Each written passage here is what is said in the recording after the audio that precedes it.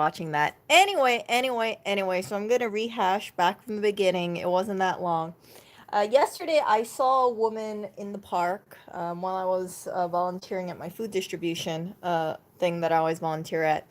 This woman had a Canada Goose jacket. Now, if you're not familiar with Canada Goose jackets, they're these very expensive, basically like $1,000 jackets that are very well known. Not only because of the price, but because they use coyote fur. So you can see the fur over here. You can see that it's detachable. See, this one doesn't have it. I don't know if it comes with it, but you can definitely detach the coyote fur. A lot of jackets come with fur or faux fur, and one of the reason is that when you have faux fur or when you have fur hood, it actually insulates your head a little better. So if you have a hood with no fur, you have more loss of heat from your head because the cold air it has like a thinner boundary. So if you have fur, it it expands it, and yeah, you can see that it creates a larger boundary layer. In addition, the fur changes the dynamics of how the cold air flows by for different wind directions. In effect, that increases the boundary even more. So it's. I always thought it was a decorative thing. I had no idea that there's a science behind the fur-lined hoods. Now, my winter jacket came with a faux fur hood, and I've only worn this once for one reason. So let me show you guys this. My experience with faux fur is this: is that when you wash it, it tends to get kind of matted. And the other downside is that when you have faux fur, it breaks off the little plastic pieces, because this is made out of plastic. This is petroleum, right? It breaks off into it breaks off, and then it goes into our waterways, and our waterways has so many plastic pieces in there. I don't want to have contribute with faux fur going into the environment. It's just it's not biodegradable. This stuff will last many years.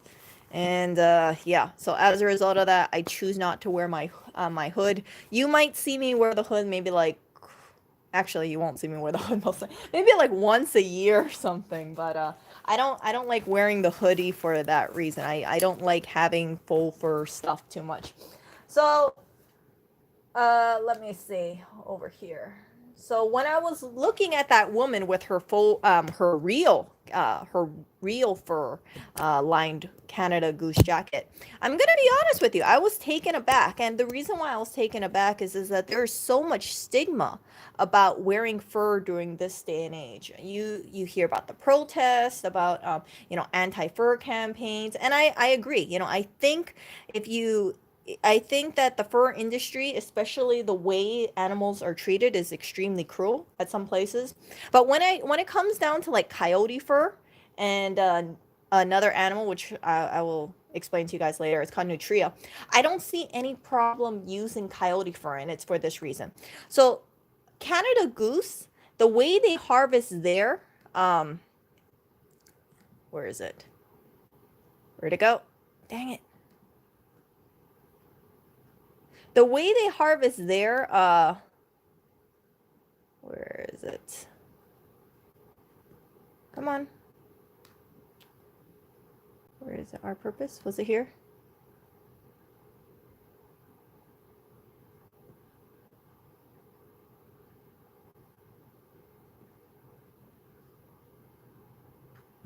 I clicked away from it. So Canada goose, their fur that they use for the hoods, all the coyote, it's wild caught. So they get it mostly from North America, and they get it from Canada as well. And I have no problem with that, because if you're familiar with coyotes and agriculture, they do a lot of damage to the environment. They go into these farms, and they will kill upwards of 100 chickens at one night. And that's just because when they get into a chicken coop, they have this thing called overkill. So they get all riled up with killing animals, and you can't fault them because they're predators. That they will do these huge amounts of damage to small time farmers. And if you're a farmer, you have, in my opinion, the responsibility to protect your livelihood, protect your animals as well.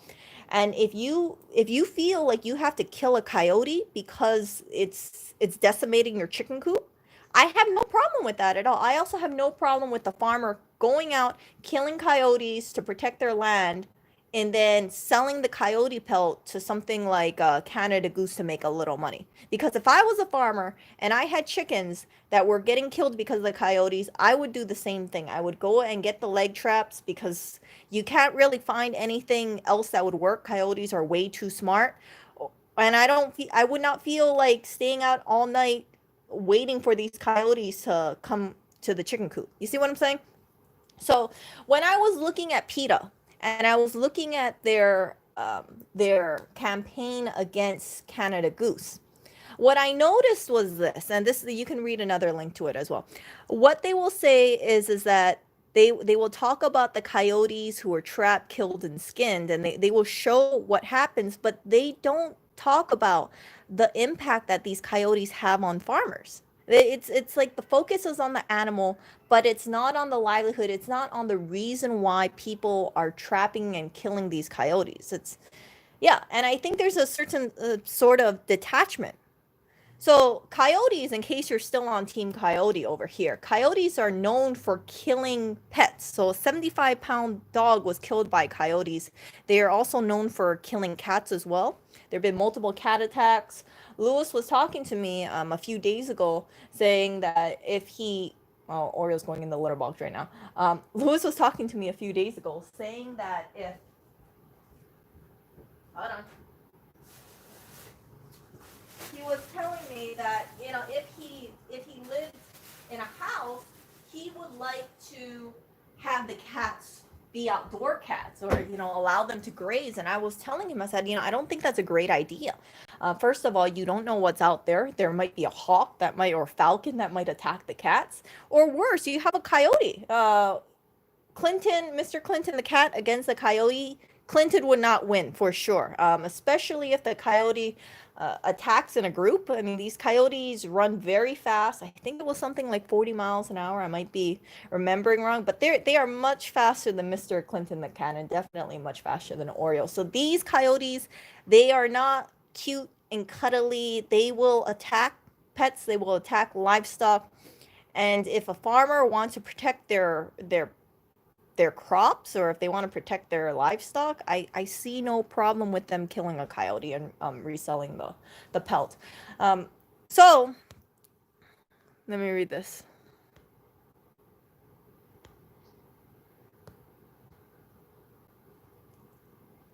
So that's my whole stance on this. And then I went down and I thought about that woman who had the Canada Goose the Canada Goose jacket with the fur lining. For her, when I saw this, I was instantly surprised because, like I said, people are so conditioned to be anti-fur during this time and age. When you see actual fur, it's genuinely shocking. Her fur lining for the coyote fur was like huge and fluffy and everything, and I couldn't help but think, man, this woman, she's wearing fur that people wore for hundreds, if not maybe thousands or millions of years in the past, right? Because before we had things like synthetic furs or synthetic animal furs, people used to use genuine real fur, but we've been conditioned in society to look down upon it and go for synthetic petroleum based non-biodegradable and look down on natural animal furs. So for her to wear that coyote fur, I think, she's going to have confrontation. She's going to have other city folk who are saying, don't you understand, what they do to the coyotes? And maybe these people don't have an awareness about what coyotes do to farmers. And that kind of disconnect really bothers me because when I think about it, right?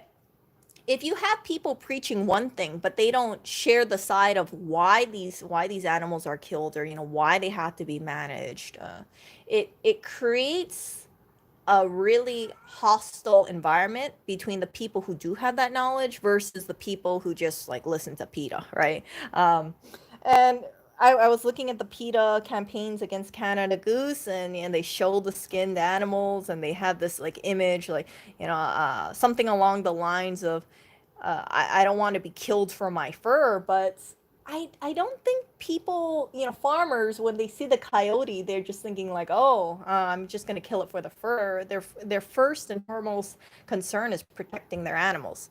So yeah, let me show you guys this as well. I already showed you this. I already showed you this. So, was this it? Oh, this was it. So this was a link that I was looking up. Canada Goose sustainably sourced.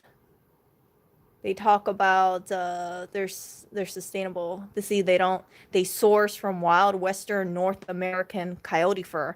The thing about I'm okay with coyote fur is this: they are wild. They've it's acknowledged that they do a lot of destruction to livestock and animals, and they're not being farmed. You don't have to worry in how they were being bred or being captive and da da da da da. And they had, it seems like they had a pretty good life, and then they were dispatched relatively quickly. So Canada Goose has decided that in 2022 they are no longer going to be using new they're no longer going to be using new coyote fur. And the reason why they're not going to be doing this is because they've been getting so much crap about their coyote fur. I do not think that using reclaimed or old coyote fur is going to be the solution. And the reason why I don't think this is a really good thing to do is because when people see coyote fur, right? Or they see someone with a Canada Goose coyote fur, they're not going to be thinking, "Oh, yeah, I remember that thing was reclaimed. It's okay." Everybody assumes that all fur is new. That's the way I see fur when I see people wearing fur. I've seen a few people on the subway wearing fur. I always assume like this is a new fur product, and if they think that consumers' perceptions will change just because like a select few people know that this stuff is being reclaimed, it's not. PETA is against it. PETA says that Canada Goose could just be using leftovers, so it doesn't really solve the issue. What I would like to have Canada Goose do instead of using reclaimed fur, and I'm not a big fan of faux fur. You guys know that. I would like to see them use an actual invasive species. So there is one invasive species. Let me show you guys this. Where is this? Okay. Wait, where is it? And it is called the nutria. So this is a water rat. They are mostly found in Louisiana. Look at this. They weigh about 12 pounds, and they've been destroying Louisiana's wetlands. If I remember correctly, Louisiana has a $5 bounty put on these little things, trying to encourage people to kill them. And they also have these, people are trying to get them to eat them. Kind of like that Asian carp. You guys remember that one? That Asian carp that got released in some waterway because some person wanted to get them cheaply, and then it went into the Great Lakes. I think it was the Asian carp, but this creature is not your friend, because what it does is that it bites the roots of plants, and then it can cause the swamplands to just to degrade. So let me show you this. See, so when nutria gnaw through the wetlands vegetative root system that holds a delicate ecosystem in place, they create permanent flooding ponds known as eatouts and wreak the habit for any additional wildlife residents. And then they're also very quick at reproducing as well. Ah! Hold on. Damn you. Damn you. Let me show this. Dang it. Okay, so here we go. This stupid thing. So yeah, they reproduce very quickly, and I know you guys can see my Apple Stocks PNG over here. But yeah, they reproduce very quickly, and then when they reproduce, it gets kind of out of control. So I don't see any problem using nutria as a substitute for coyote fur at all. I think that this would actually be better. I would like to see more nutria fur being used for garments. And back in the day, they used to have like nutria coats and nutria items, but it doesn't seem like it's really that big right now. I don't know why. I've never seen nutria fur, so I can't really comment about how it compares to coyote fur. Maybe it's I heard like the underbelly or the under fur or whatever it is. That's really soft, but yeah, I would highly suggest that clothing manufacturers, instead of using other furs, maybe they could use this giant rodent and label it as helping the environment, helping Louisiana reclaim their marshlands, and uh, people could use less of this faux fur crap because I hate faux fur. I understand the reasoning behind faux fur. I understand that people want to help. They think that they're saving the animals and helping the environment and things like that. But if you're buying a faux fur piece and you're only holding on to it for, let's say, a couple months, and then you decide to just throw it off into the garbage cans or donate it, and a lot of this stuff, it goes off to a third world country, and not everything that, let's say, Goodwill or Salvation Army receives is salvageable. So when they can't sell it, they'll bail it off, send it to a third world country, or just dispose of it. And you can see this happening at thrift stores in New York.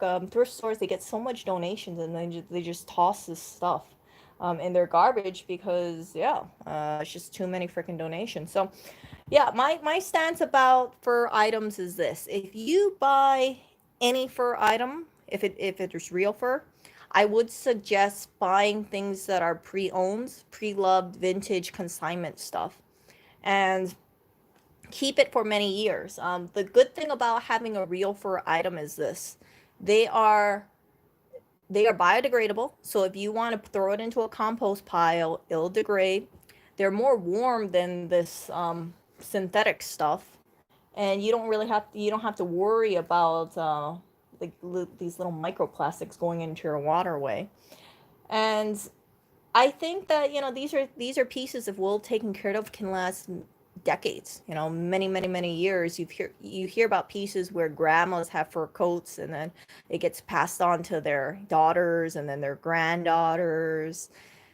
And it's a good way to just kind of keep a piece in circulation. I feel kind of sad when I look at these fur coats in some of these consignment stores. I've seen like various furs, and I can't I can't identify a lot of these furs. I think it's not, I think it's like otter or something like that. But I remember I saw this one fur coat, and it was super heavy. I was super surprised how heavy that fur coat was. It was pre-owned. And when I lifted it, I was thinking like, holy crap, this thing is like at least 10 pounds. It was a really heavy fur coat. And based on the label, I could see that it was an old fur coat. It was at least, I would say, 40 years old. And it just looked great. I have zero use for a fur coat of that size or that heaviness, but those things are really freaking durable, and I can't say the same for this kind of like faux fur crap. I have like a few faux fur jackets, and yeah, I don't really like them at all. I don't like them because they're not that warm at all. They just kind of, how would I say it?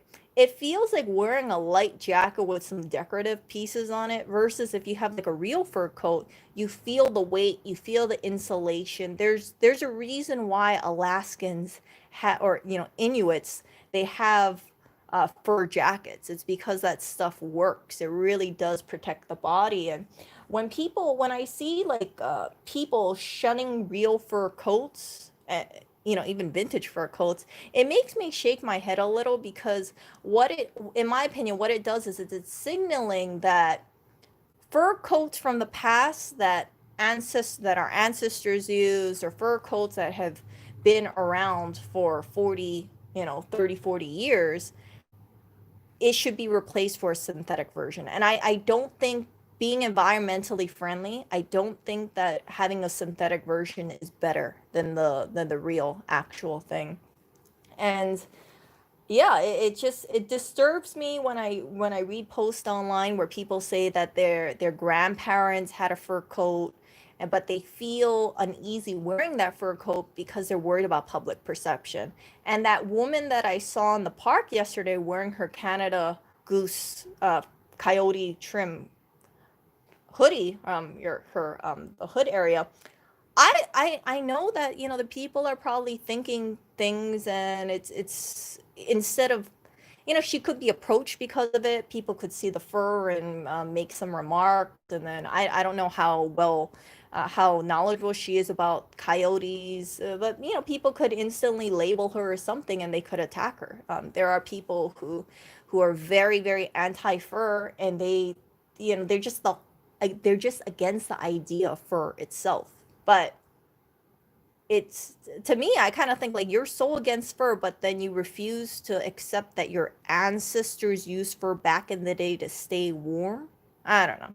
But yeah, I don't. I think fur farms, how they're treated. I've seen some of the footage. I don't agree with it at well. So my stance is that if you do buy fur that is used, buy fur that is pre-owned, and tell people about it. You know, tell people about what goes on, and yeah, tell people clearly like this stuff is pre-owned and it keeps me warm, and I rather have recycled fur rather than buy something that is synthetic and non-biodegradable that I will most likely throw in the landfill within a year or two. And a lot of people in New York, they get rid of their faux fur items. So that's the reason why I have a few faux fur pieces inside of the closet in terms of jackets. It's because people, they just, it's like they have it, but it's just like a fad thing. And when it's a fad thing, it's like they think it's cute, but maybe they realize like this faux fur stuff doesn't really keep you warm, and those jackets do not keep me warm. Although they're cute, I would not be wearing those jackets outside because it will not offer me any protection. They look like they're warm, but they're really not. It's basically like some fuzzy material, and then you got this like satiny kind of material underneath it. So it provides zero insulation. It's just fashion. So, but a real fur jacket has a weight. It will protect you from the outside weather. The only downside about wearing a fur jacket in this day and age is you have people who will see you, and then they'll make these judgments about you, and you might end up in a verbal confrontation with someone. I was reading online that there was a woman who was wearing a fur jacket. I believe she was in a church, and another woman saw her, and the woman was like an anti-fur person. So what she did is she stabbed the woman wearing a fur coat repeatedly, and it turns out that it was a faux fur coat. And the woman who stabbed her was found not guilty by reason of insanity. But what I'm trying to get at is this: there are people who are so anti-fur coat, and I think it's kind of supported in this day and age, right? Like, don't wear fur, you know, fur is bad, blah blah blah, save the coyotes. That wearing fur is, it might put you at a health risk. So my thinking is this: if you have fur coat, understand that people will look down upon you. Understand that even if you do try to reason with certain people, they might see you as the enemy. But if you wear a fake fur coat that doesn't insulate you as well and looks fake, then people will generally leave you alone. I don't understand why people will get a fake fur coat that looks like a real fur coat. Except maybe it saves them money, because if you have like a fake fur coat that looks like a real fur coat, people will not know it's a fake fur coat if it's a really good dupe. And I've seen some really good dupes, or it looks like they're really good dupes online. They're about like $300 $400 for these fake fur coats and or faux fur coats. And yeah, I just kind of think like, okay, so you're going to spend $400 on a jacket that's going to be shedding microplastics into the environment. And what are you planning to do with that jacket? Are you planning to just keep it forever and hope that it can survive many washes and it will be okay? I don't know. I don't know. But I'm not that kind of person to invest money into a fake fur coat. And I do believe that if you do have any real animal, leathers or fur or down feathers, take care of it. Make sure that you protect it, you take care of it. If it breaks, you can repair it. You guys know that I have a down jacket that Clinton accidentally ripped because when he was jumping off my lap, his claws went straight into that jacket. Now, if this was a fake or synthetic jacket, I would try to do the repair and it'll be pretty quick. But because it is a down jacket, I want to make sure that I do a really good repair on that and find something that works. So that has been on my mind. Like, okay, I got to make sure that this jacket I repair it to the point that I can use it for uh, like several more years. And part of it is because like I understand that those are down feathers inside of that jacket, and those down feathers keep me incredibly warm. So I recognize that for any animal product that I have, I want to take care of it. I want to make sure that it lasts for a really long time, and I see it as like a way of showing appreciation for that animal, who's you know feathers or leather I'm using for the next couple of years. I don't like the idea of keep buying things over and over. For handbags, for instance, I believe strongly instead of buying fake leather bags, buy a real leather bag. And the reason why I believe in buying a real leather bag is if you buy something that's made out of genuine leather, it will last you for many, many, many years. My mom was a really good example of that. She had like 3 leather bags, and she never ever spent any money on cheaper bags because her leather bags really stood the test of time. You condition them, you take care of them, and they will last a lifetime and more. I can't say that for a lot of the uh, cheapy bags that you buy at, let's say, TJ Maxx or Marshalls or Ross. Those bonded leather things. You know what I'm talking about? Like the leather rips, or it just kind of detaches it and it starts flaking off. That is a waste of resources. Like, yeah, people might think, oh, well, it's not leather, so therefore I'm saving an animal. But I'm thinking of it, if you are getting rid of this purse and you're buying another one, that's just more waste going into the landfill. That's stuff that it's not going to biodegrade at all. So let me read this stuff.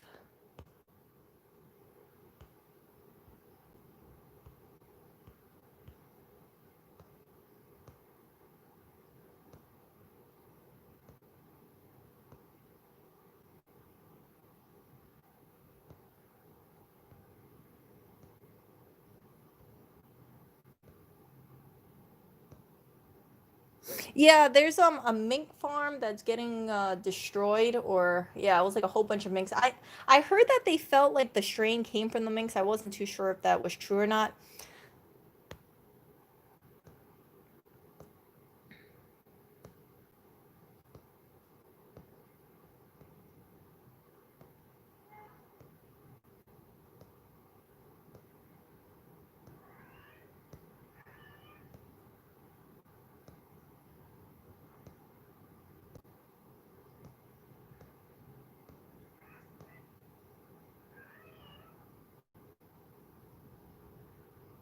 No, people actually, farmers go out and then they shoot these coyotes, or they trap them in lake snares. So I remember like I was reading about PETA and they were criticizing the leg snares, and for the longest time I also criticized them as well. I was thinking like, why are they trapping them like that?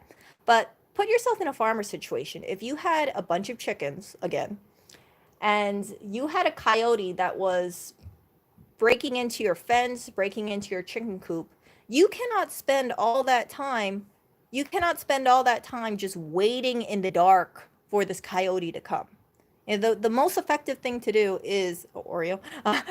No, not the most effective thing to do is bring Oreo up. But the most effective thing to do is to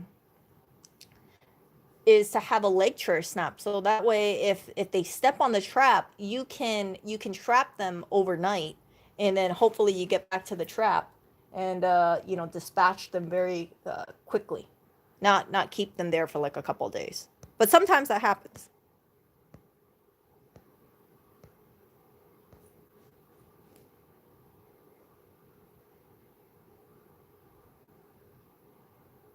So I don't eat foie gras. I know what you're talking about, the force feeding goose. I personally don't eat that. I personally don't eat veal as well.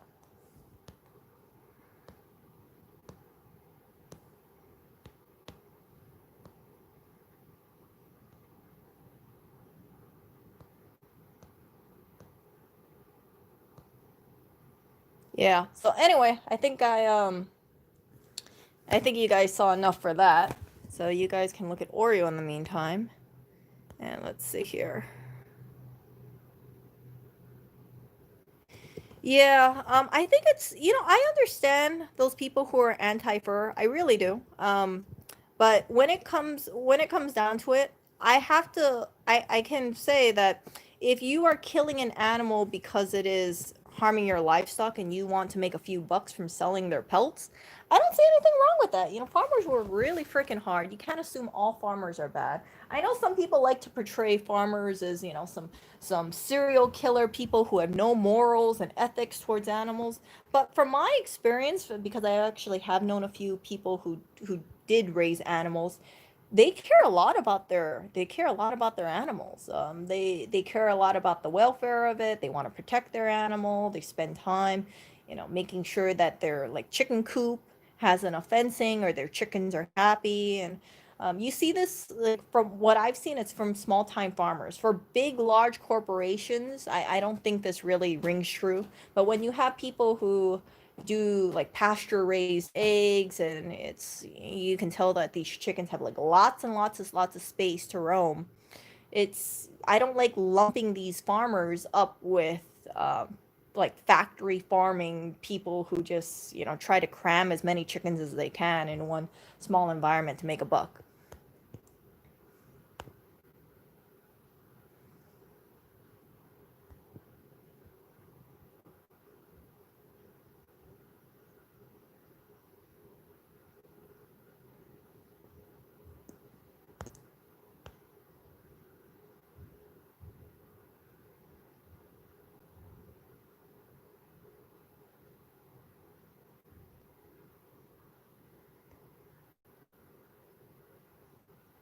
Oh, I gotta check my post.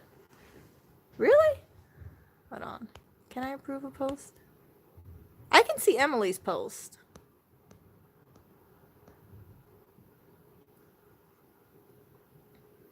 Yeah, but Christian, the thing is that you have synthetics. Those synthetics do not degrade.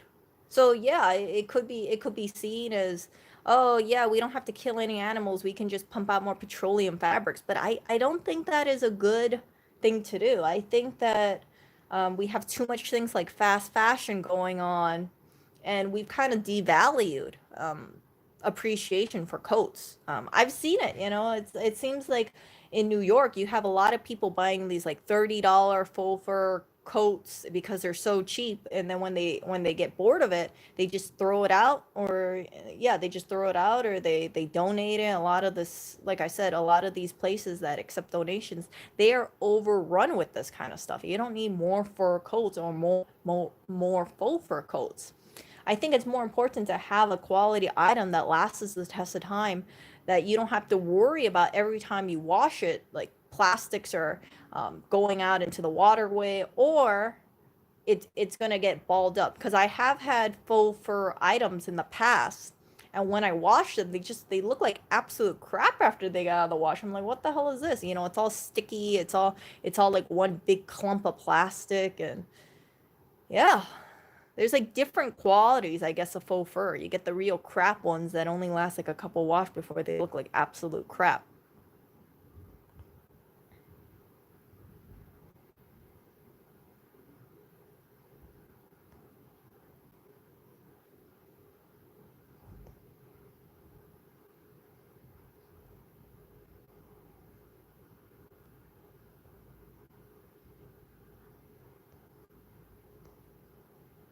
You also don't have that many people with like huge closets of fur coats. I mean, back in the day, right? People used to wear coats.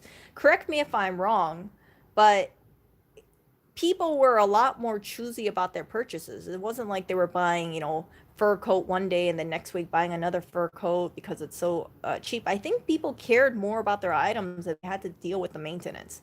So with fur coats, I do know that you're supposed to bring it to like a furrier or some sort of like a specialty person to take care of the coat. They recommend that you have like humidity levels at a certain temperature. They even have like storage for the fur coats so they don't degrade. You're not supposed to keep them in like a plastic what one calls it, like clothing protector, because the fur needs to breathe. And yeah, it's you really have to think about that kind of stuff. It's not just like you buy it and you don't have to think about this. So it's I would say it's like a responsibility.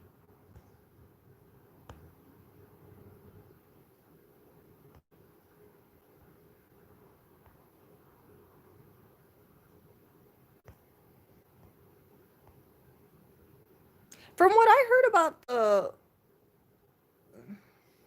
from what I heard about the virus, some people believe it started from the Wuhan. Oriole's cleaning his leg. They believe it started from the lab.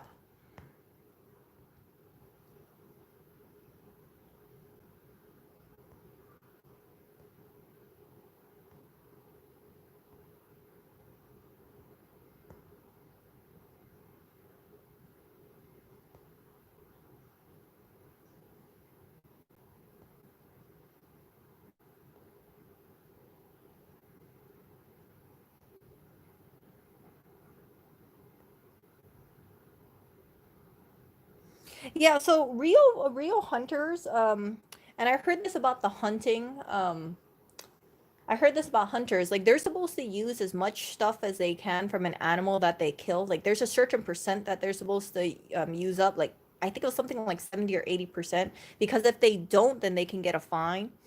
And a lot of the stuff that I've been reading online, and like I said, correct me if I'm wrong, but it sounds like when there's hunting being done in at least North America or in the United States, these hunting permits, the amount that they get goes into protecting the animals.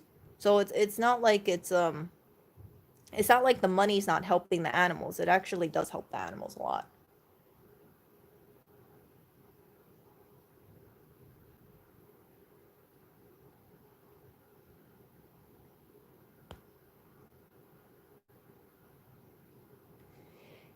Yeah, so what I heard was this. They said that naturally for this kind of thing to mutate, it would have taken many, many, many, many years. But allegedly, there was some testing going on in nearby lab, and that nearby lab was done near a wet market. So one of the people who worked at the lab, maybe they went to visit the wet market, and then from there it spread. So this virus that they were working on escaped the lab, and that's what caused what we have today. And from there it just kind of mutated.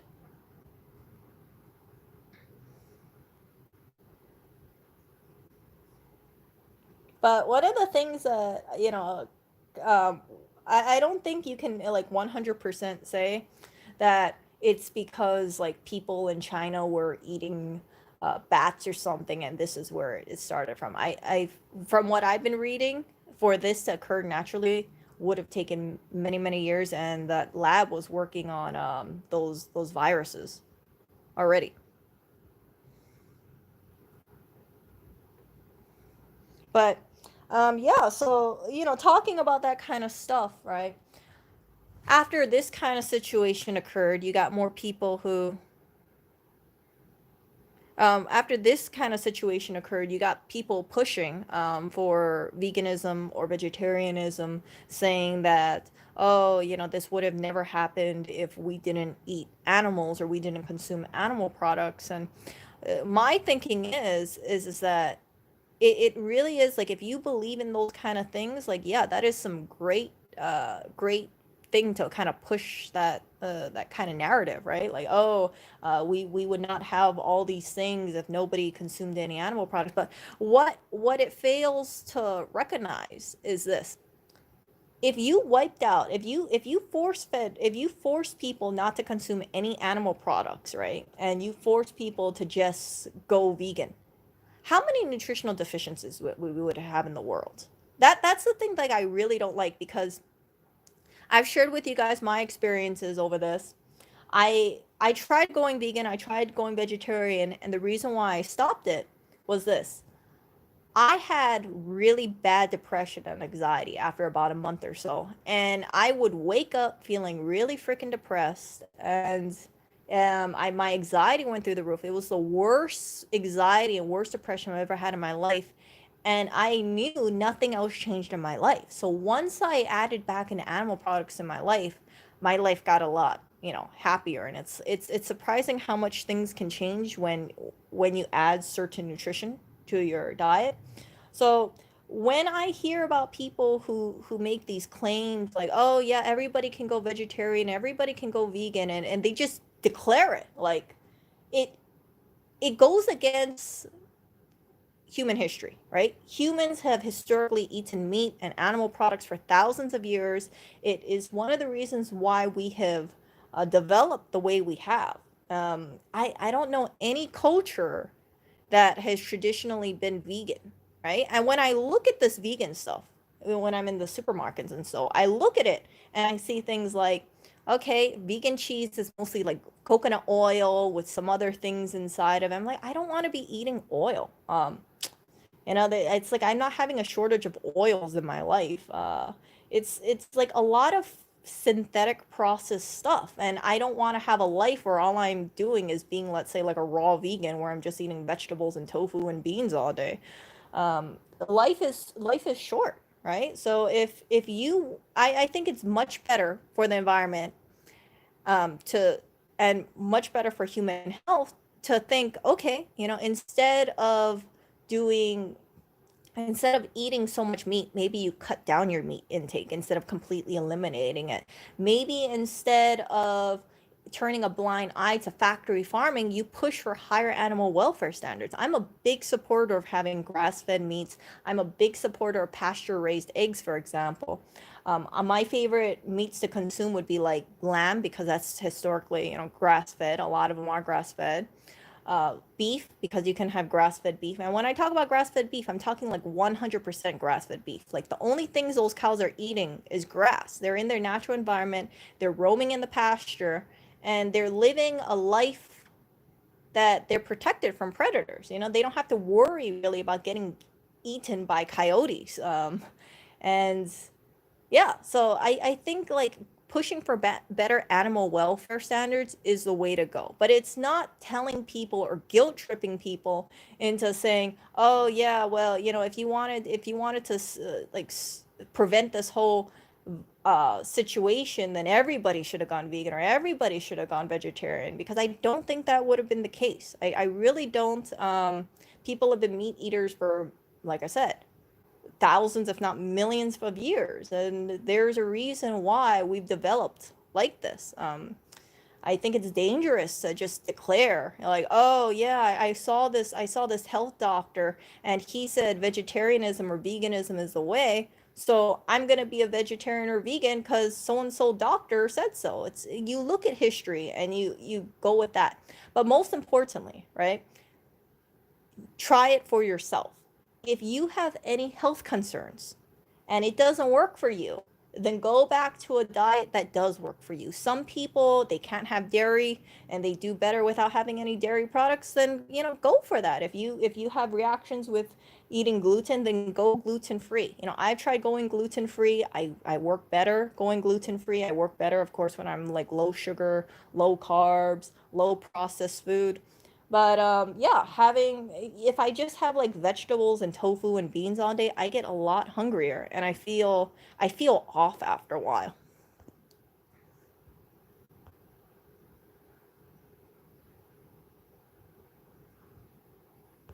So I will never ever be one of those people who, and I've seen it in people, I think it's very dangerous. I see people who will cling on to animal welfare. And instead of, saying, hey, you know what, let's work with you meat eaters. Let's work with making things a little, brighter for the animals. Let's make sure that they have more space to roam around. Let's push for supporting small time farmers instead. What they will recommend is like complete elimination of all meat products. And you got some people who go on this who follow this diet, and then they think like, oh yeah, well, I can just do some oat milk thing, and baby formula, for instance, none of them are vegan, not in the United States. So you got some parents who think like, oh, I'm gonna make some concoction with oat milk and rice and add some beans in there, and that will serve as, nutritionally complete because, yeah, I read it on the internet. And then you find out they accidentally killed their newborn child because the child was starving and the child didn't have enough nutrients. And I think that is incredibly sad. I know some people will say, "Oh, well, Erica, they just did the diet wrong." No, well, yeah, you don't want to go against biology, especially when you raise a newborn child. I would absolutely refuse to do it. If it's like when a child is developing, those are the critical years. If a child wants to be like vegan or vegetarian after they're fully developing, then they can, but I would never want to impose on a child like, yeah, this is what I think you should be eating, and I think you should just be eating tofu and beans and vegetables all day and stay away from all this. You get what I'm saying? Like, if people if children have developed for millennium on a certain diet, then I would not feel comfortable with tinkering around too much with that.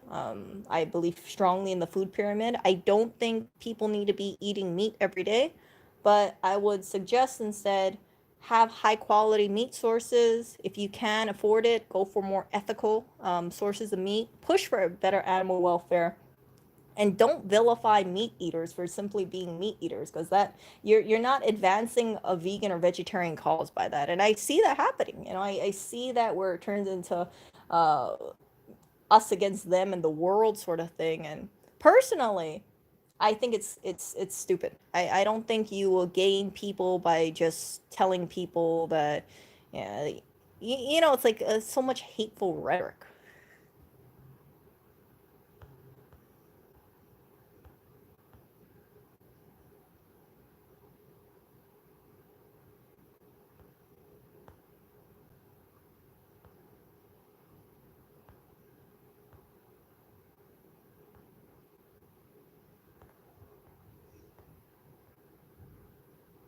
Yeah, corn is nice. I've tried corn meat. That is a nice thing, but it's pretty similar. Like Gardein makes good meat substitute, corn makes good substitutes. But as someone who ate corn and Gardein for months, I can tell you, like after a while, you realize that that food does not give you much nourishment. It's kind of just deep fried, pan fried gluten. Yes, Joseph. If I had a child, I would definitely take the child out to a farm, and I would explain to that child how farm animals live. And I would, I would not, I would tell them like, hey, this is an animal, and it lives on a farm, and yeah, I know you think the animal is cute, but see, this is why we need to treat animals with respect. And if you have meat in front of you, you eat all that meat, or you don't waste that meat, because understand that an animal had to, its life perished so it could sustain you.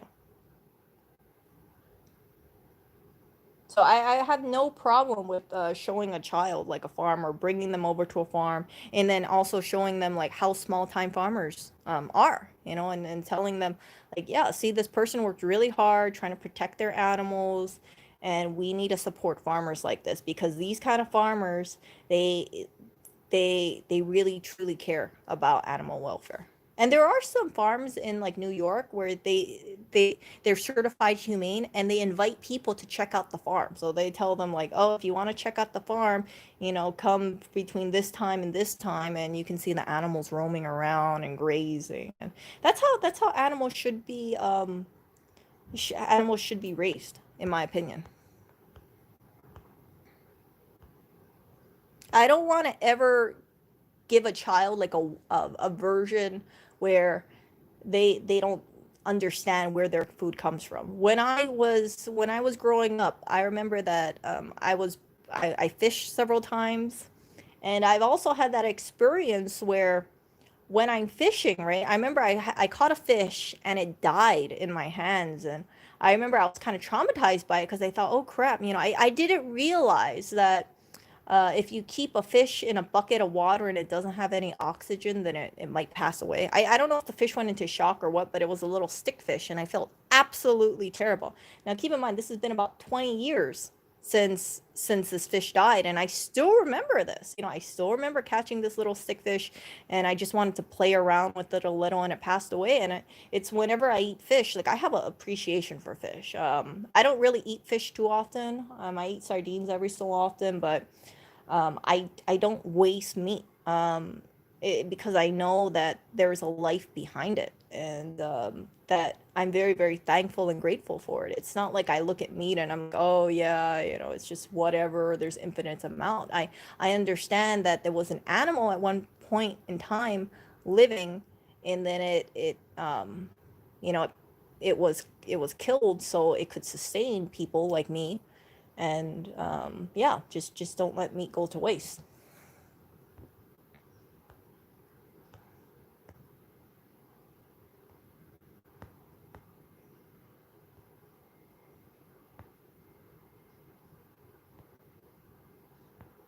The thing about slaughterhouses is sometimes I know that it's very traumatic, and then people end up kind of feeling like they're disassociated with it because it's some gory stuff. I've seen some slaughterhouse videos. I've watched like a bunch of them, and for me, it's like when I see that stuff, I'm thinking like, holy crap, do I think I could do it? I don't think I can do it. I'm very aware of what happens in a slaughterhouse. Very, very aware. I've seen like multiple slaughter methods. My, I still believe strongly that the best method to dispatch an animal is home kill. Home kill is where the animal is killed where it was living. So, for instance, like if it grew up on a farm, you bring the cow over to a next pasture, or like maybe 30 feet away from where they normally graze, and then you just you give it like a bowl of treats, and then while the animal is enjoying the treats, you dispatch it with a single shot. And I think that is the least traumatic way for an animal to go. I think that that's the way it should be. I don't really, it doesn't sit well with me when I hear about animals being transported thousands upon thousands of miles just to get dispatched, but I know that that is commonplace in this kind of stuff, unless you support a small time farmer.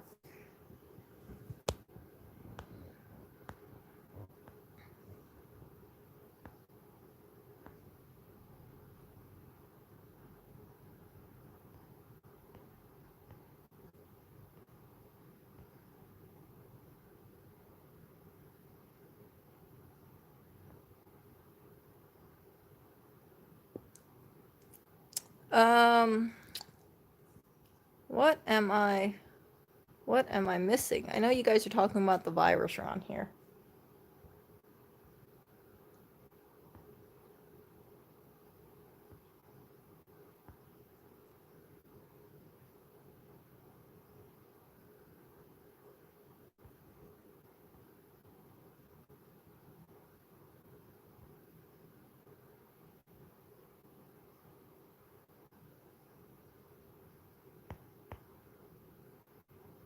Yeah, Oreo turns brown in this thing, but yeah. Anyway, so just to quickly wrap it up, I do strongly believe that if you want to, I believe in making choices that are more environmentally friendly. I also don't believe in depriving one from nutrition in the event that people are suffering. Like I said, I've seen that many times happening where people, they put ethics over their own health, and I don't agree with it at all. And I've seen people that are suffering because they think to themselves, oh, uh, I need to think about the animals and don't eat the animals. But what they don't realize is that if they are supporting, let's say, if they're just eating vegetables, there's animals getting killed when you're when they're harvesting the vegetables. Palm oil, with palm oil, it's clearing out the Amazon rainforest. Animals are getting displaced. There is going to be a level of harm, and there's going to be animal deaths if you support anything, right? But a cow can support feed many people. I think a cow is usually about 600 pounds. One person cannot eat 600 pounds by themselves in one sitting. And I think that meat is more calorically dense. I think that we need to push for higher animal welfare standards. And if you just tell people to just give up meat and you don't address the animal welfare standards for the meat eaters already, then yeah, it's problematic for me. Like it's very hard for me to find grass-fed meat around the area. I've looked in several grocery stores. I only find like conventional meat. If I do find grass-fed stuff, it's usually like ground beef. And I was looking online, and I found that there's this one place in New York, and they sell grass-fed meat. But the only downside is that they it's online shipping. So I wanted to go over there and then support the small business myself and say, hey, I just want to buy X amount of meat. I don't want to buy like $100 worth of meat at one pop, because yeah, that is a lot of meat to go through. But yeah, it's if you want to change things and you want to have people support grass fed, there needs to be more of this stuff carried in grocery stores. There needs to be more offerings, and it surprises me how few places sell grass fed meat. I would really have to make a special trip over to Whole Foods to get grass fed meat. I wish I could just buy it nearby, but it seems like I can't. And even when I go into Manhattan, I look at the price of grass-fed meat. I'm not kidding you guys. The price of grass-fed meat is more expensive from the stores I see in New York than in Hawaii, which blows my mind, because I always thought, hey, shouldn't New York have so much grass-fed meat offerings? They don't. It's surprisingly, but they don't. They have a lot more vegan and vegetarian offerings than in Hawaii, but yeah, they don't have grass-fed meat too much, and it just blows my mind. So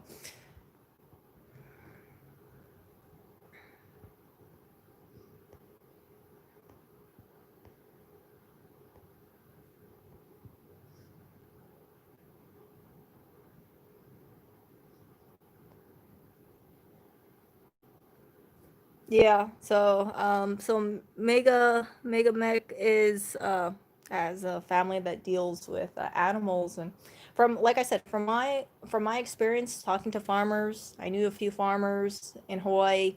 They care a lot about their animals. It's not like how some people like to portray farmers, like they don't care a crap about their animals. If their animals, sick, they'd be like, I don't care about them.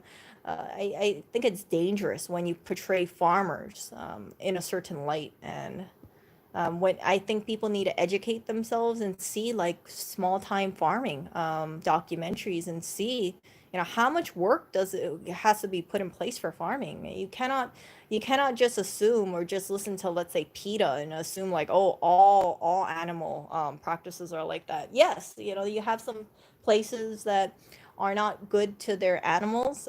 Personally, for me, right? I heard Tyson Chicken Farms isn't good. I've known about that since high school, so I don't eat KFC. I haven't eaten KFC since I was in high school, and it's because after what I heard about what happened, I made that choice. I don't want to support KFC. That's just me, though. That's just me. But you guys know I'm a meat eater. I don't really eat too much chicken, because I feel like I do better. I'm much better off with beef or lamb instead. But when I do buy chicken, you can be sure I will never ever buy Tyson chicken. But it's hard because you don't know, unless you buy it from like a small time farm, or somewhere where it has like certified humane. You don't know how that chicken was raised. All I know is that I do not support Tyson.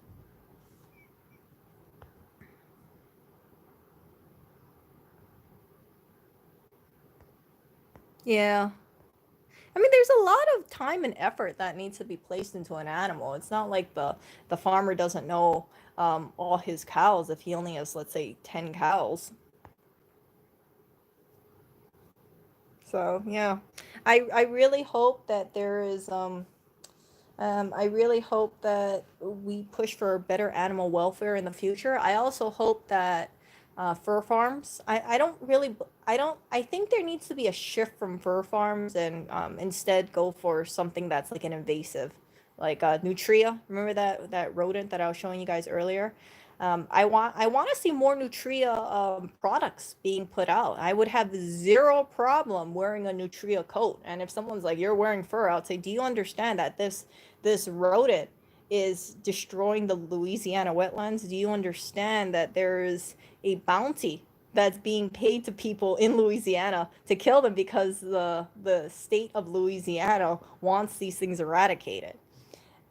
Yeah, so like that kind of stuff, I think that would be really two birds, one stone. You got an invasive being kept under control. You got people getting money, small amount of money, but um, and then the environment's definitely going to flourish if these nutria are taken out, and then you got less people buying fake fur stuff, acrylic fur stuff, and they could actually use real fur, real nutria. So I hope that I see more nutria stuff going on. I haven't really seen much at all, but I would love to see, instead of, let's say, coyote fur, if instead of like doing the whole, oh, we're just gonna use vintage or old coyote furs, go with nutria instead. You would be doing the environment a great service by getting rid of these freaking nutrias and helping the Louisiana marshlands instead. But who knows? Who knows? If there was like a bunch of nutria coats going out there. I know PETA's gonna say save the nutria. You know how these wild nutrias are getting killed because of their fur coats. 98% of nutria, from what I was reading, goes to waste because only 2% of it they decide to use for coats. The market for nutria coats isn't that big. I don't know how many people would want to say I wear a rodent on me, but yeah, nutria for something like a fur coat. I mean, like the trim on here. I don't know if it would work. Maybe it would work. I think that would be, support the USA, help save the U.S. marshlands. It would be very patriotic and very environmentally friendly if people are against the coyotes.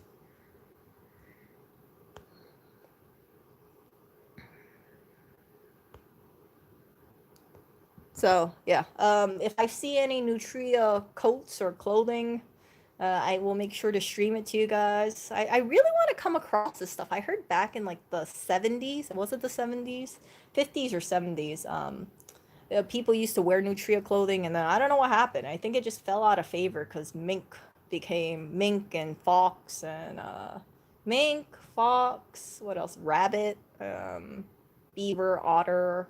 I don't know. Maybe it's not glamorous, right? What are you wearing on you? I'm wearing a rat. I'm wearing a swampland rat. I don't see anything bad with it though. Fur is fur. If it insulates you, if it keeps you warm, it served its purpose. So that would be something that would be good. How do you protect the caribou or the moose? How do you do that? Is it? I've heard people say about Yellowstone.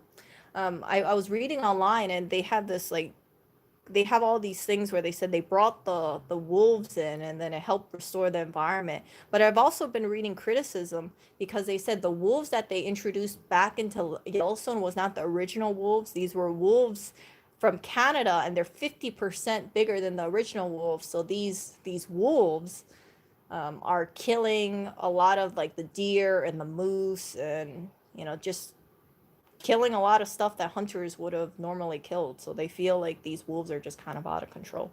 But I'm not a hunter. I'm not there, so I can't say definitively if that's the case.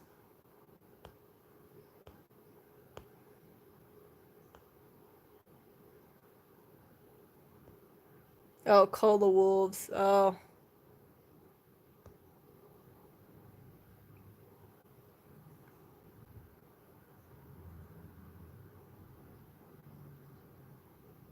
Yeah, Mega, you're gonna have people against culling the wolves. After the whole Yellowstone thing, if anyone says let's cull the wolves, they're gonna think back on the those pieces that I've seen online that some people contest it, and they say like, yeah, we have too many wolves. Let's cut back on the wolves.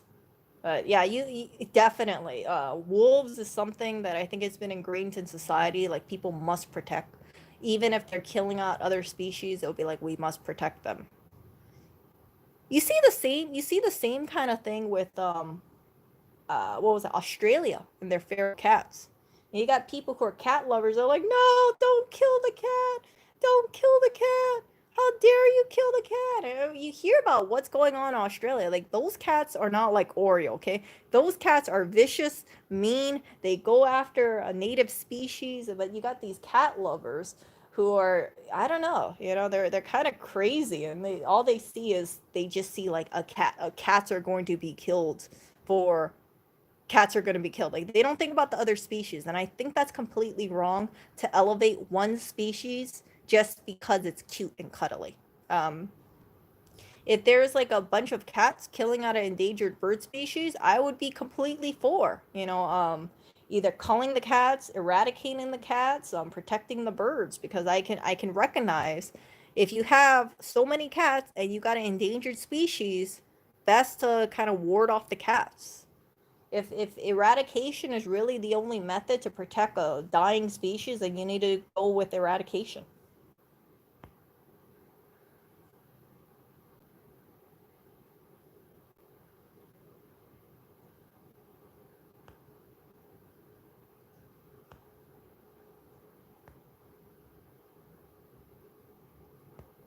Emily, the reason why people care about the well-being of wild animals is because you got this romanticized idea that all animals are cute and cuddly, especially, I'm going to be honest, especially from urban people, right? Urban folk, people who have never farmed, people who have never uh, gone out and seen how nature really works. They think, oh, oh my goodness, all these cats in Australia, they must be all like Oreo. You just need to feed them more.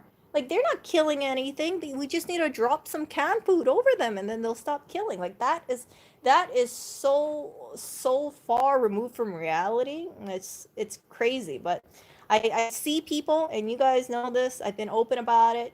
I see people who believe that if you feed a cat, the cat will stop killing. That is not true.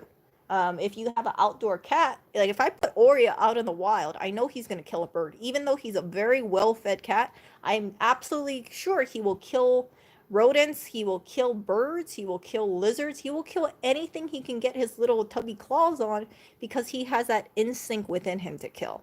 And it's no fault of his own. It's this, natural instinct within him. So if I want to protect wildlife, I would say keep Oriole indoors. Protect him from the coyotes out there, not in New York, but in other states. Protect him from the coyotes, protect him from the falcons, protect him from the hawks, and also protect native wildlife that could be outside, even the squirrels. I don't want the squirrel to needlessly die because Oreo just saw some appeal in killing a squirrel.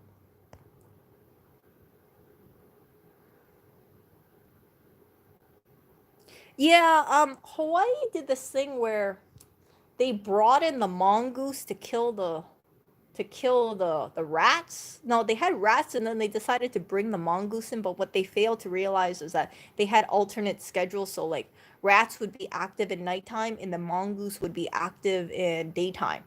So that didn't work out. And now we have mongoose who's eating all these native songbirds and stuff like that. It's depressing.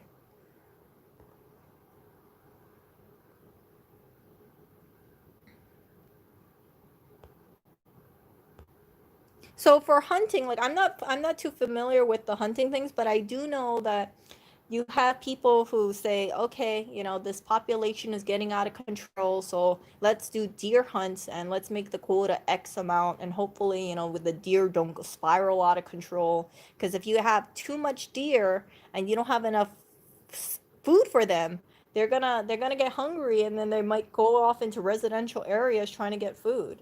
I hear about that a few times where animals get hungry and then they go off into residential areas because they're starving.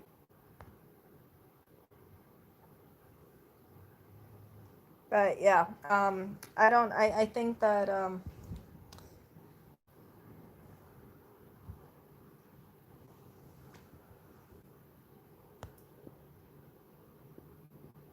yeah, cats kill a lot of birds, for sure. The thing is that like I don't, I love cats. I think cats are cute. I think cats are cuddly, but I will never ever put a cat over another species. Like I said, I look at cats and I look at other species, and I try to figure out, okay, if one species is endangered and we got way too many freaking cats, it's not a native species, probably should reduce the cat population.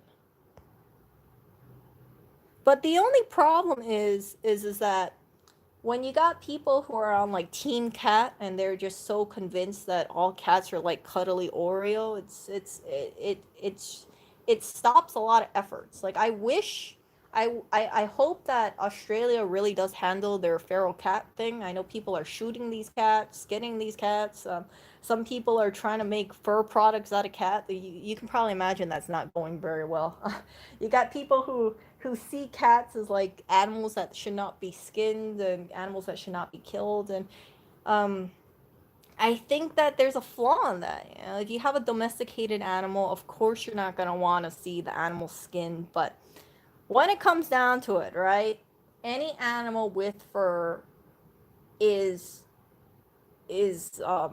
people can make a fur coat out of them if they really wanted to, but for society we have placed such a huge amount of value on cats that people, when they think about Australia eradicating or culling cats, they're like, oh, Australia is such a terrible country, how could they do that to the cute cuddly cat? And I would say that these people don't live in Australia, they don't see how these cats really are, and they don't recognize how destructive these cats can be.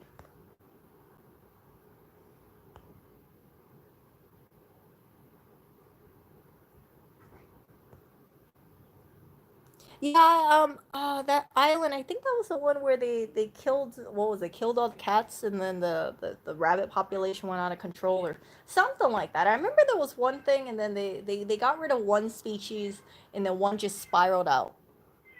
So you can't really find a solution that way. It's a very fine balance. I'm not a biologist at all, but I do know that if you completely eradicate one thing, it could have environmental impacts that people didn't really take into consideration. You remove the cats, and maybe you have less cats, but then you also have less things. Same like, oh, remember that the China thing, the what was it, the Great Leap Forward or something? They decided to get rid of all the sparrows because they were convinced that the sparrows were eating the crops. So there was this huge campaign to kill the sparrows, drive the sparrows out, make sure the sparrows cannot sleep.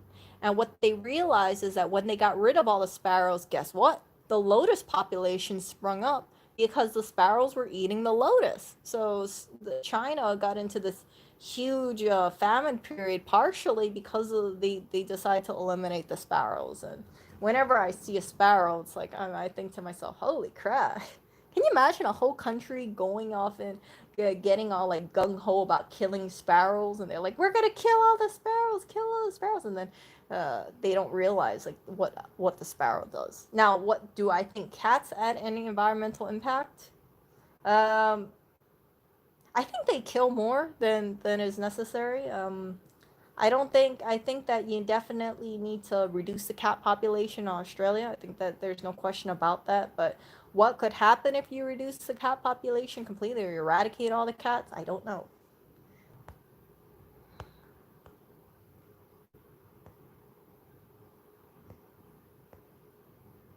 Yeah, the locusts. Yeah, introduce the rats, they introduce cats. Yeah, yeah, yeah.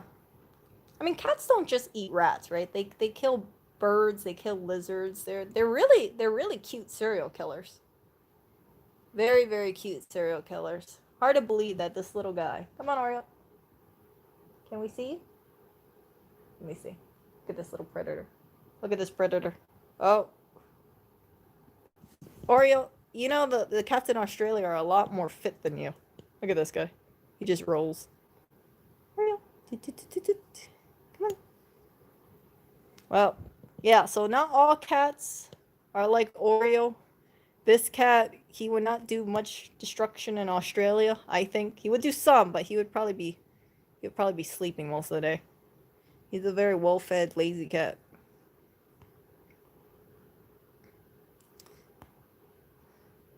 Yeah, yeah. I heard about the rabbits causing massive erosion. Murder mittens. They're eating birds, mouse, lizards. Look at this cat. He's so tired. He didn't even catch anything. Oreo, you fat cat. Well, this is a picture of one well-fed cat. Even though Oreo's well-fed, I guarantee you, if given the opportunity to kill a bird, he would. Well, no question about it. This cat would definitely kill a bird. He would use all his reserve energy to kill a bird.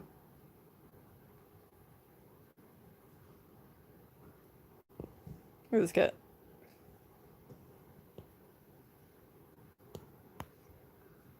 So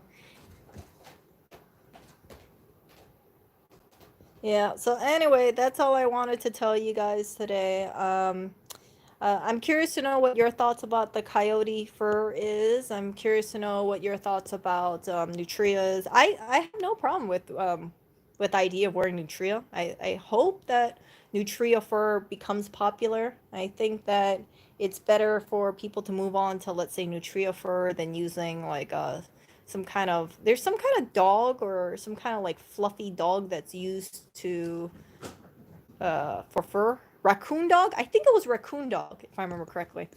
Maybe it's not a dog, but I rather see something like that be used for the fur industry rather than a farmed animal. I think that we have a lot of concerns about farming animals for their fur.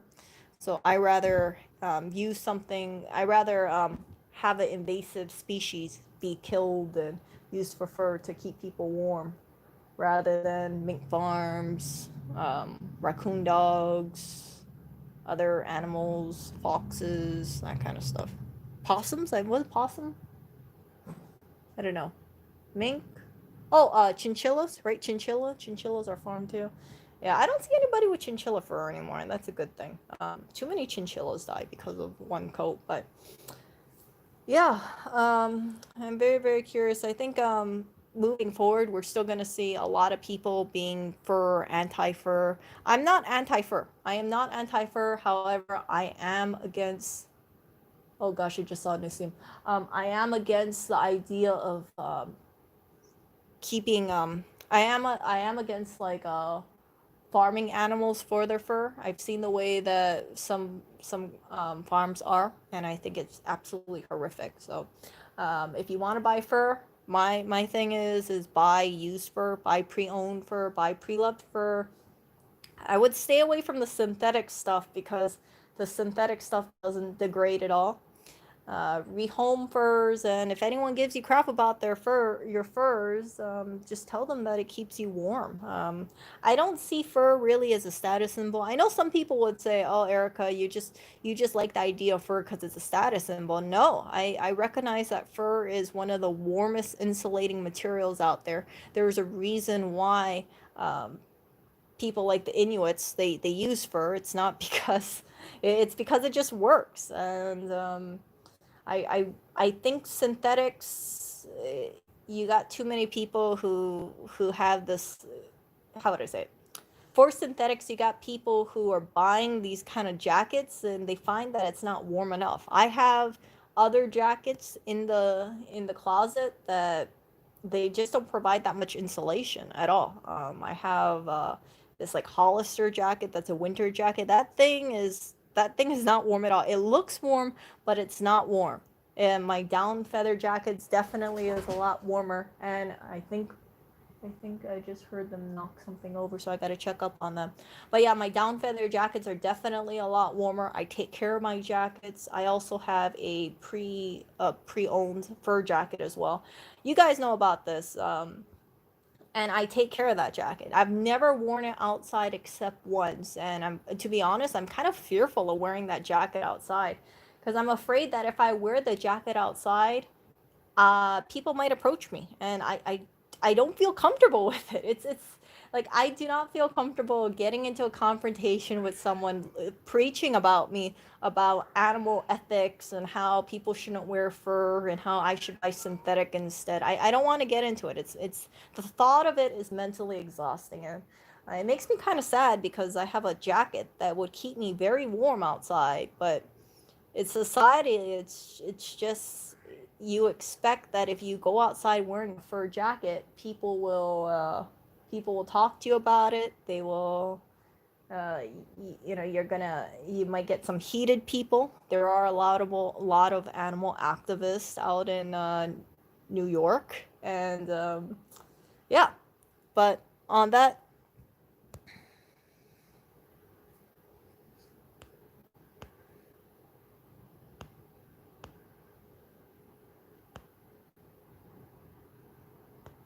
call coyotes and prove that fur is not farmed. Coyotes are people are not farming coyotes. People there are coyotes that are out in the wild. You can watch a documentary. You can watch some farmer documentaries or some footage from people who are farmers, and they're killing these coyotes. They're not endangered either.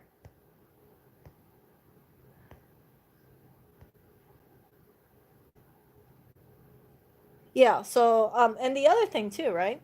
My I have a winter boots. I have two winter boots. Actually three. But one of my boots is like a Columbia Ice Maiden boots, and they are made out of insulating material. I know it has leather in there. I think it might have down, but I'm not too sure about it. I wouldn't be surprised if it does. But my other boots that I use when it's not snowing is leather UGG boots. So I have leather UGG boots that has sheepskin inside of it, and you know what? They're incredibly warm. I don't wear the leather UGG boots because it's a status symbol. I know some people will be like, "Oh, Erica, you just got it because it's a statusy thing." No, it's because that thing freaking insulates my foot. And if I look at my other boots I have, it's like, yeah, they're not the very insulating. Sneakers are not going to be as insulating as like a snow boot. So I have that, and yeah, it's just like if you have a product that you feel like keeps you warm and you can use it for many years or a couple years, there's really no sense on buying inferior products. I've reached this point in my life where I rather invest in a quality item and then make it, have it last for years. My jacket, like this jacket, you only see the hood right here, but my jacket, I want it to last me at least 5 years, and if it breaks, if there's a hole in it, I will repair it. But so like I take care of my items, especially the stuff that has like down in it, the stuff that's leather, the stuff that's fur. I want to make sure that it lasts for a really long time. I don't spend my money on fake items and then I have to replace it. So again, if you buy something like a fake leather purse, expect it to peel after a period of time. I've seen countless of those like $20 purses peeling, and it's just a waste of money. Why spend that money on a cheap purse when you can buy a real quality item and then have it last for like 10, 20 years? Coach makes really good vintage leather purses. Dooney and Burke makes some good like the vintage leather stuff. That stuff is like kind of indestructible, I think. But for me, I don't wear leather purses over here because I usually stick with canvas. I usually stick with like my Fresh Direct bags. But in Hawaii, I have a few leather purses, and I can guarantee you that those purses will be around for 10, 20, 30 years if I just take care of them, if I condition them, and I'm not hard on my leather purses. But even if I was hard, that's something that I could just kind of, I can condition it and just maintain it. So those kind of pieces, I don't have to spend the time thinking about, okay, I need to buy a replacement purse because my purse, my fake leather purse just peeled and stuff.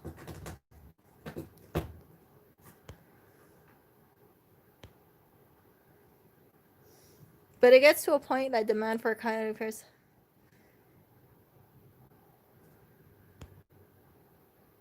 You cannot. Here's the thing. You cannot. You always have. You could always have this whole thing about cruelty involved. People could say like if you dispatch an animal, that's cruelty, right? If they say that if you have to bring it over to slaughter, then you're being cruel about it. There's nothing humane about it. But for me, is the way I see it is that you have to accept that anything that you consume, there will always be a level of cruelty involved, right? If you buy cheap clothing, how can you guarantee that the person who was making that wasn't getting paid pennies a day? You can't. That's the thing. Like it's hard to ensure like zero cruelty across the board when it comes down to wages for people too.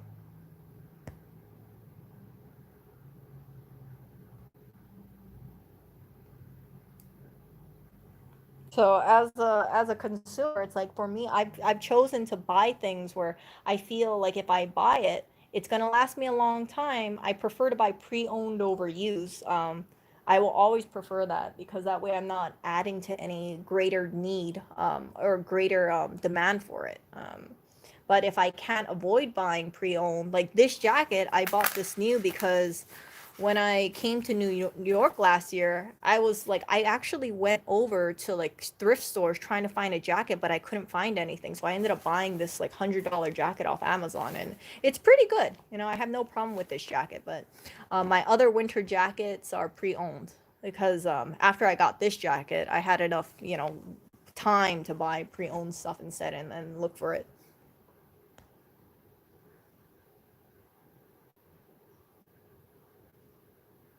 They don't make the animal bleed for hours. Like you will not have an animal bleed out upside down like a chicken for hours. It's like 20 minutes, and if you split the jugular, it's okay. It goes pretty quickly.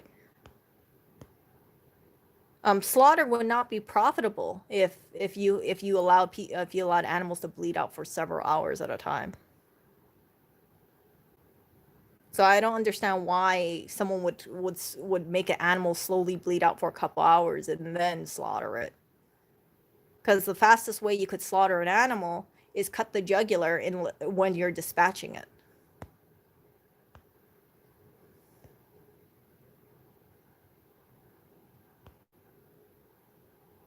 I think deer eat trees or foliage, right? If I remember correctly. Yeah, captive bolt. Yeah, that's what they do. They use captive bolt. They have like several different slaughter methods for animals. You got captive bolt to the brain. Then there's this one machine where you like you go upside down, and then they use some blade or I don't believe in that one. I don't. But yeah, there's different slaughter methods. My preferred method would just be a single shot to the head in a field that they live in, and it would be very quick, very painless, and you wouldn't have to deal with transport.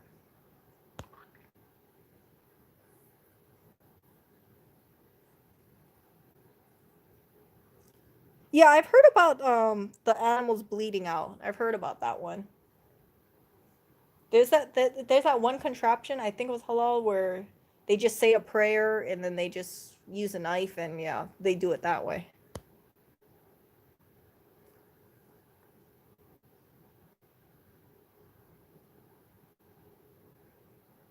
You could say that the same thing about a yeah, see German deer eat young trees. But yeah, so like you can shoot the coyote and you can miss and then could be injured. But keep in mind like other animals in the wild, they they get attacked by other predators and sometimes they outrun their predator and then they die in a very vicious way. I remember I saw this one video where I think a warthog was getting eaten alive by a pack of lions, and it was just really terrible.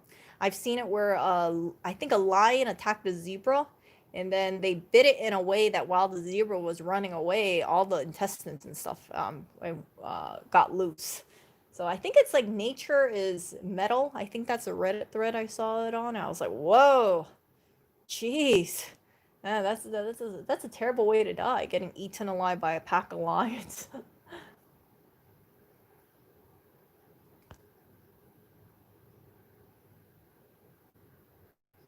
So nature is not that quick and humane either. Like, of course, preferably you would always want to have a dispatch very quickly and reduce the amount of stress in an animal, but sometimes that's not possible. But I really hope that there is a push for better living standards, more humane dispatch methods.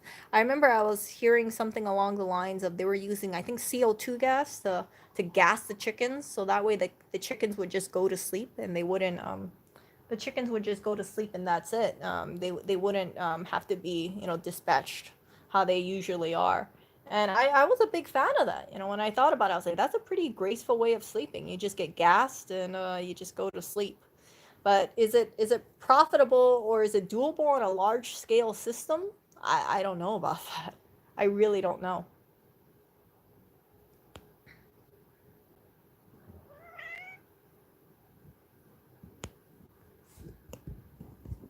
Oreo? Oreo's pulling my phone.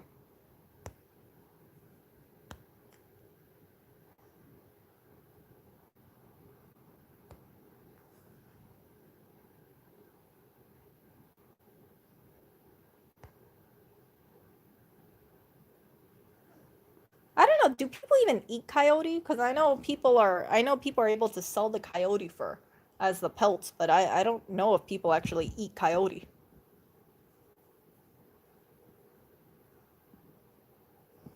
But I'm sure there's some scavenger out there that wouldn't mind eating a coyote. Who knows? Maybe even coyotes would eat other coyotes. I don't know.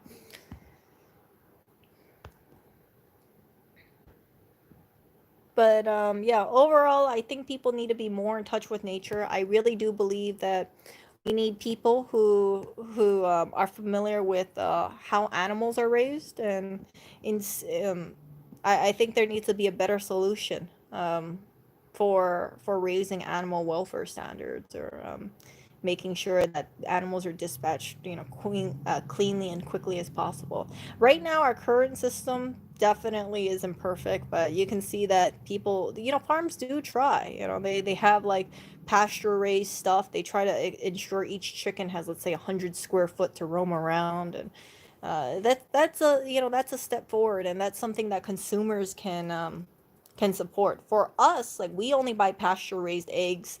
If there is absolutely no other choice, then we'll go cage free. But we always do pasture raised eggs, free range eggs, and I really like supporting the companies where they say like our chickens get at least, let's say, 120 square foot of areas.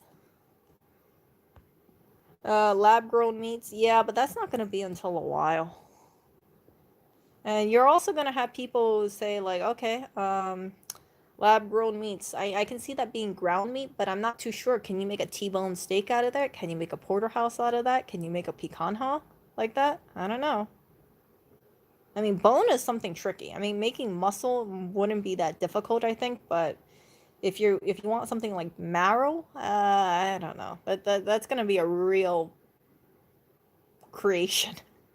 I think that's gonna be a lot more intensive than just like muscle meat. So I have no I think that for sure ground beef is not going to be an issue, but muscle meat, I mean, bone in kind of porterhouse steak, that might be tricky. Yep, exactly, Emily. So if you believe in animal and supporting higher animal welfare, consumers need to support these small time farms. Some of the stuff is expensive. But you pay for that price premium to support that kind of industry. Like, I could buy, like, for instance, right? Like, um, butter. If you buy like grass-fed butter versus regular butter, like store-bought butter, there's a price difference in that. But the difference is that when you buy the grass-fed stuff, you can tell it's richer in color. Like, Kerrygold is my favorite butter. Kerrygold salted, the gold one, is my favorite. Compare that to regular store-bought butter, like conventional made butter. Yeah, it's Kerrygold is so much more tastier. I feel like you get more value for your money in terms of taste because it's healthier, and you can ensure that, hey, the cows are eating grass. You're supporting the company having cows that live like a cow lifestyle. And yeah, those are like small things that we try to support. brush Oreo and use the fur to make cute hats. Okay, Oreo. Okay, yeah, it's gonna. I don't know. It might be some stinky fur. He has the scent of a male cat, shall I say?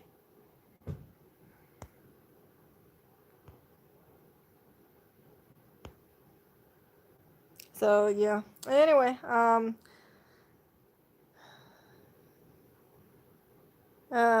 don't know. That's gonna be in the future. If they make lab created meats, I would be very very curious about that. I think that it would be great, but I definitely think we still need to have animals in farms because that helps the soil, right? Cow manure, chicken manure, that kind of stuff.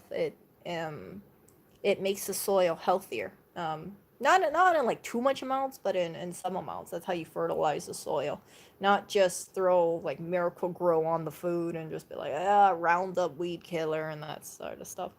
I do believe in organic food. I do believe in grass fed stuff. I do believe in pasture raised stuff. I believe strongly in regenerative farming. And I if you want to like support that financially, it comes at like a price premium. Grass fed stuff, for instance, grass fed stuff is like double the price of traditional beef. So let's say I can get beef for, let's say, $6 a pound for stew meat. If I buy the grass fed stuff, I'm looking at about $14, $15 a pound. And that's just in New York. I feel like in Hawaii, I could find this stuff so much cheaper. I don't know why the hell New York is so more expensive for grass fed beef than Hawaii, but it is. It is. I don't know why.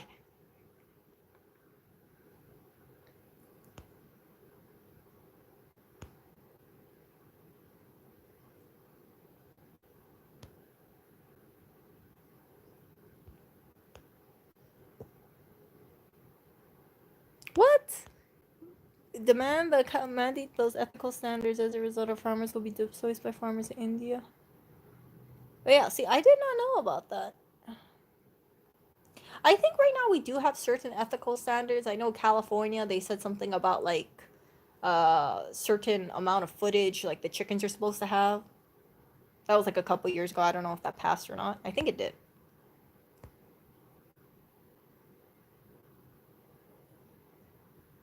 Wow, most of our beef and cows are clones. Yeah, I'm gonna check that out, Emily. Thank you. Thank you. So anyway, whoa, Mexican and Brazil honey. What? Yeah, they say the same stuff about olive oil or some essential oils. Like you can't be too sure if it is real or not. You know what else is something too? Like they say don't trust lobster because lobster, some places they'll like if you get lobster stew or lobster soup, they'll cut it with this like lagostino sort of thingy majiggy and then pollock or whitefish or something like that. So when you buy like lobster dishes, don't assume that it's 100% lobster. There could be lobster in there, but they're probably cutting it with other stuff.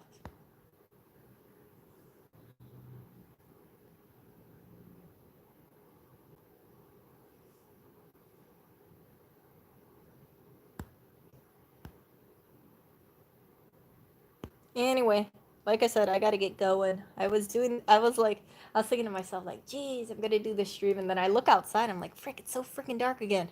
Winter's really making the sky turn darker and darker and darker and darker and darker. Yeah, so leave me in the comment section if you guys want to share anything or what your thoughts about this stuff is. I'm curious to read it. I'm gonna be looking up this like clone farms things because I had no idea about that. I didn't know that they were clones. I thought it was like you have yeah, you just kind of breed the stock and then the stock yeah, I didn't I don't know. Maybe that happens in some farms. Maybe it's not too many, but yeah, very very unsettling. Very very unsettling.